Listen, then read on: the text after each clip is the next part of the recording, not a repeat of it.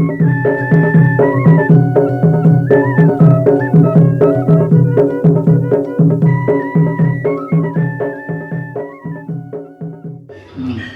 ఇప్పుడు మీరు రేడియోలో నాకు ఒక గొప్ప అవకాశం కల్పించారు.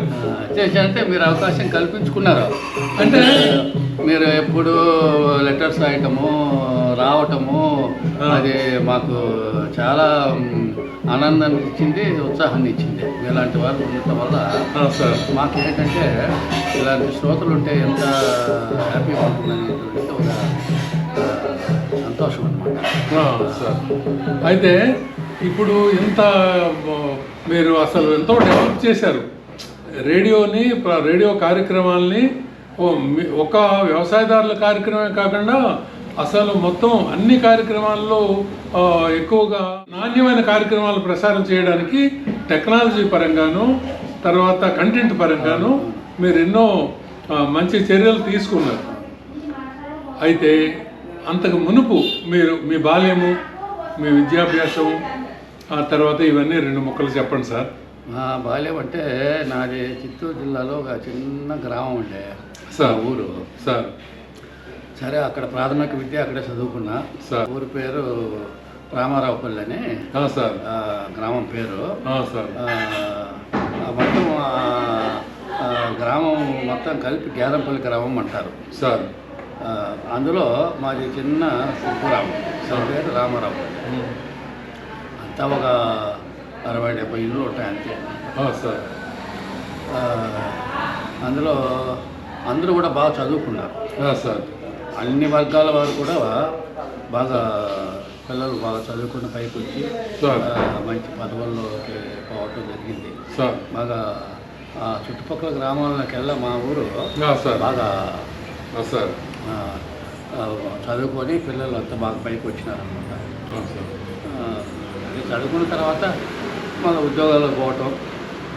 ఫస్ట్ చిన్న ఉద్యోగం ఉన్నది సార్, ఇక్కడ నిజాం షుగర్ ఫ్యాక్టరీ సార్, ఇక్కడ నిజామాబాద్. సార్. అప్పుడు ఉద్యోగాలు లేవు సార్. అప్పుడు ఎంత నెలకు 150 రూపాయలు ఆ రోజుల్లో స్టైఫండ్. అట్లాగా మా అంకుల్ ఒక ఆయన పెద్ద doctor, director of medical education retire అయినాడు. ఆయన వల్ల నాకు అందులో ఉద్యోగం వచ్చింది నిజాం షుగర్స్లో. అందులో ఉద్యోగం చేసుకుంటూ అక్కడ చాలా కష్టం ఉద్యోగము. మెల్లగా యూనివర్సిటీలోకి వచ్చేసాను, అగ్రికల్చర్ యూనివర్సిటీకి. వచ్చిన తర్వాత అందులో కొంచెం అదే ఉద్యోగం చేసుకుంటూ చదువుకోవాలని అభిలాష ఎక్కువ నాకు, పై చదువులు చదువుకోవాలని. అందువల్ల అది అక్కడ పై చదువులు కూడా చదువుకోవటానికి ఛాన్స్ వచ్చింది. అందులో చేరాను ఎంఎస్సీ. 1 సంవత్సరం అయిపోయింది. ఈ లోపుగా ఎప్పుడో ఇంటర్వ్యూకి వెళ్ళాయి ఆల్ ఇండియా రేడియోకి.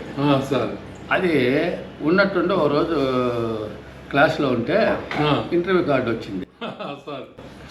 ఏమని, నీకు ఉద్యోగం వచ్చింది ఆల్ ఇండియా రేడియోలో, you have been selected, join and so and so date. నాకు ఇష్టం వల్ల పోయేది. కానీ క్లాస్లో నుంచి బయటకు వచ్చి ఆ లెటర్ తీసి జోబులో పెట్టడం చాలామంది చూసినారు. మా మాస్టర్ కూడా చూశాడు. చూసి, ఏంద్రా లెటర్ వచ్చింది తీసుకున్నావు, ఏం జోబులో పెట్టుకున్నావు అని చెప్పి తీసుకున్నాడు. తీసుకొని చూశాడు. చూస్తే ఇట్లాగా సెలక్షన్ అయినావు, నీకు సెలక్షన్ వచ్చింది, తీసుకొని చెప్పని జాయిన్ కావని చెప్పని లెటర్ వచ్చింది. అందువల్ల ఎంఎస్సీ కూడా వదిలేసి వచ్చి జాయిన్ అయ్యా. ఎంఎస్ చేసినా దానివల్ల ప్రయోజనం ఏమి లేదు అక్కడ. అది ఓన్లీ కాలేజెస్లో ఉంటే, అకాడమిక్ లైన్లో ఉంటే హయ్యర్ ఎడ్యుకేషన్కి వాల్యూ. ఇది అడ్మినిస్ట్రేటివ్ జాబ్ కదా, కాబట్టి మినిమం క్వాలిఫికేషన్ ఇది ఉంటే చాలు. నేను వచ్చేసాను ఆల్ ఇండియాలో. I'm very much happy, very happy.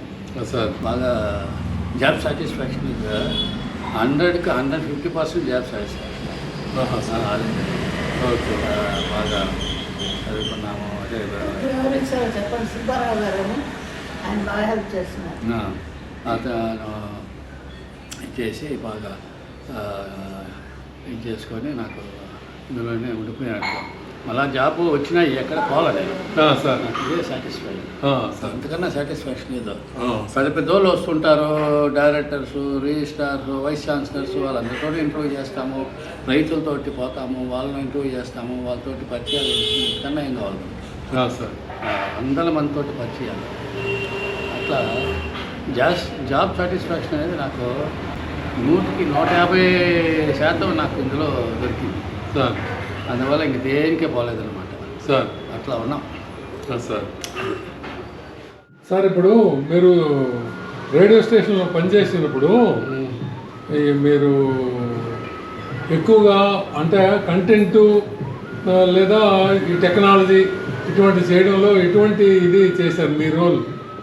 అంటే మీరు ఈ డెవలప్మెంట్ చేసినప్పుడు చాలా రకాల ఎక్విప్మెంట్ ఇదంతా వచ్చింది కదా, దాంట్లో మీరు మీ ఇది ఎలా ఉండేది అప్పుడు, మీ ఇన్వాల్వ్మెంట్?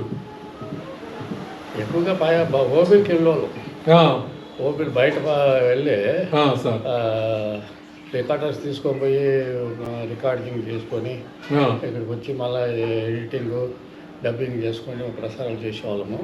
సార్. కొన్ని సమయాల్లో లైవ్ కూడా చేసేవాళ్ళం సార్. అప్పుడు ఇంత టెక్నాలజీ డెవలప్ కాలేదులే సార్. అంత టెక్నాలజీ డెవలప్ కాలేదు సార్. ఇప్పుడు ఏముంది, ఎక్కడి నుంచి అయినా లైవ్ చేసేస్తారు, ఎక్కడి నుండైనా చేయొచ్చు. అప్పుడు ఇంత టెక్నాలజీ డెవలప్మెంట్ లేదు. సార్. రికార్డింగ్ చేసుకొని దాన్ని ఎడిట్ చేసి ఒక చిన్న కాంపాక్ట్ క్యాప్సూల్గా తయారు చేసి బ్రాడ్కాస్టింగ్ ఇచ్చేవాళ్ళం. సార్. అట్లా ఉండేది. ఇప్పుడు ఉన్న టెక్నాలజీకి అప్పుడున్న టెక్నాలజీకి తేడా ఏమిటి సార్? అప్పుడున్న టెక్నాలజీ అంటే అది అంతా కొంచెం ఫిజికల్గా ఇన్వాల్వ్మెంట్ ఉంటుంది సార్. ఇప్పుడంతా లేటెస్ట్ టెక్నాలజీ కదా సార్. అంతా ఎలక్ట్రానిక్గా బాగా డెవలప్ అయింది, అంతా లేటెస్ట్ టెక్నాలజీ. అప్పుడు ఏముందో పోవటం, రికార్డ్ చేసుకోవటం, మళ్ళీ ఇక్కడికి రావటం, అది మళ్ళీ రివర్డ్ చేయటం, డబ్బింగ్ చేయటం, ఎడిటింగ్ చేయటం, అన్నీ చేసేవాళ్ళము. ఇప్పుడు అట్లా కాదు కదా, ఇప్పుడు మనకి ఎంత కావాలో అంతే రికార్డ్ చేసుకోవచ్చు, క్యాప్సూల్ ఒకటేసారి ఇచ్చేసి. సార్ ఇప్పుడు రేడియోలో విశాఖపట్నం ఆకాశవాణిలో వ్యవసాయదారుల కార్యక్రమంలో మీరు బాబాయిగా చాలా ప్రసిద్ధులు, ఉత్తరాంధ్రలోనూ మిగతా ప్రాంతాల్లో. బాబాయిగా మీరు చెప్పింది మామూలు వ్యవసాయదారులకే కాకుండా జనరల్ లిజనర్స్ కూడా చాలా ఆకట్టుకునేది. నాతో చాలా మంది చెప్పేవాళ్ళు, అందులో నువ్వు ఒకటివి. నేను సరే చాలామంది నాతో చెప్పిన సందర్భాలు ఉన్నాయి. మీరు నన్ను చాలా చోట్లకి ఓపీకి పంపించినప్పుడు వాళ్ళు చెప్పేవాళ్ళు, సారు వాయిస్ చాలా బాగుంటుంది, కాన్వర్జేషను అది చెప్పడం బాబాయిగా చాలా ప్రసిద్ధి అయింది. అయితే అలా చెప్తున్నప్పుడు మీకు కలిగే అనుభూతి ఎలా ఉండేది అప్పుడు ఆ రోజుల్లో? అనుభూతి అంటే అసలు ప్రజల్లోకి కలిసినప్పుడు చెప్పలేమనుకో అనుభూతి. అది ప్రజల్లోకి వెళ్ళినప్పుడు పలానా వాళ్ళు వచ్చారు, బాబాయి, కమలమ్మ, చిన్నోడు, పెద్దోడు అంటే ఇంకా చెప్పలేము. జనం అంతా మూపి వాళ్ళు రకరకాలుగా అభిమానించేవాళ్ళు. అంతగా ఉండదు అప్పుడు. ఇంతగా టీవీలు అట్లాంటివి ఉండేటివి కాదు కదా, రేడియో మాధ్యమే ఎక్కువ ప్రచారం. అసలు రేడియోనే మెయిన్. అందువల్ల ఎక్కడ పోయినా ఎక్కువ బాగా ప్రజల మధ్యలో బాగా ఎక్కువ గుర్తింపు.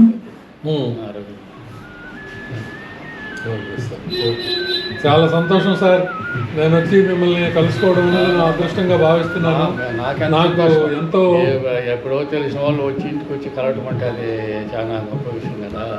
నాకు ఒక భిక్ష పెట్టి నాకు దాన్ని ఏమంటారు, నాకు దేవుడు అంటే ఎక్కడో లేడు, నాకు ఎవరైతే ఇది నాకు ఉద్యోగం కల్పించారో దాన్ని ఏమంటారు, ఉద్యోగం కల్పించామంటే మీరు కల్పించుకున్నారు అట్లా. వాతావరణం అంటే ఇచ్చేవాళ్ళు కూడా ఉండాలి కదా. ఈ అనుభవమే నాకు పనిచేసింది సార్. అందుకు నేను ఒక రేడియో స్టేషన్ని ఒక టెంపుల్గా భావిస్తాను. అది నాకెందుకో అది ఒక పిచ్చి. అది సార్, చాలా సంతోషం సార్, నమస్కారం.